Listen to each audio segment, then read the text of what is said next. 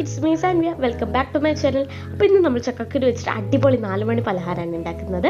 കുട്ടികൾക്കും മുതിർന്നവർക്കും ഒരുപോലെ ഇഷ്ടപ്പെടുന്ന അടിപൊളി 4 മണി പലഹാരമാണ്. ഇത് ഉണ്ടാക്കാൻ ഒരു പണിയില്ല, ക്രിസ്പിയാണ്, വളരെ ഈസിയാണ്. ഇപ്പോൾ വെക്കേഷനായിട്ട് കുട്ടികൾക്ക് വിശപ്പിച്ചിരി കൂടുതലായിരിക്കും അല്ലേ. അപ്പോൾ അമ്മമാർക്ക് പെട്ടെന്ന് തന്നെ 5 മിനിറ്റ് കൊണ്ട് തന്നെ ഉണ്ടാക്കി കൊടുക്കാൻ പറ്റിയ അടിപൊളി റെസിപ്പിയാണ്.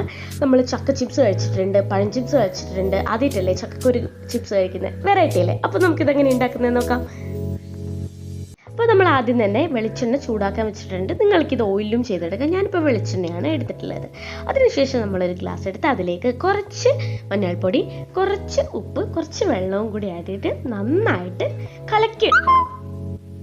അപ്പം നമ്മുടെ എണ്ണയെല്ലാം തിളച്ചിട്ടുണ്ട്. അതിലേക്ക് നമ്മൾ സ്ലൈസ് ചെയ്ത നമ്മുടെ ഈ ചക്കക്കുരു നമുക്ക് ഇട്ട് കൊടുക്കാം. അപ്പം നമ്മൾ ചക്കക്കുരു ഇട്ട് കഴിഞ്ഞാൽ നന്നായിട്ട് ഇളക്കണം. ഇത് നമ്മൾ തിളച്ച എണ്ണയിൽ മാത്രമേ ഇടാൻ പാടുള്ളൂ, അല്ലെങ്കിൽ നമുക്കിത് ക്രിസ്പി ആയിട്ട് കിട്ടത്തില്ല.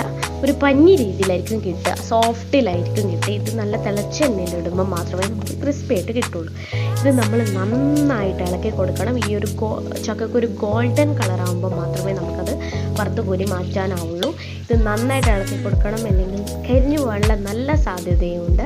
അപ്പോൾ നമ്മൾ ചക്ക ചിപ്സ് കഴിച്ചു, ചക്കക്കുരുവിൻ്റെ ചിപ്സ് ആദ്യമായിട്ടല്ലേ കഴിക്കുന്നത്.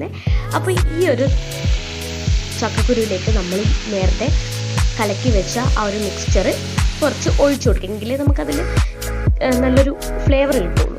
അപ്പോൾ ഞാനതൊക്കെ വറുത്ത് കോരി മാറ്റിയിട്ടുണ്ട്. ഇതാണ് നമ്മുടെ ചക്കക്കുരുവിൻ്റെ ചിപ്സ്. അപ്പോൾ ഇത് ഭയങ്കര ക്രിസ്പിയാണ്. ഞാനൊന്ന് തിന്ന് കാണിച്ചുതരാം.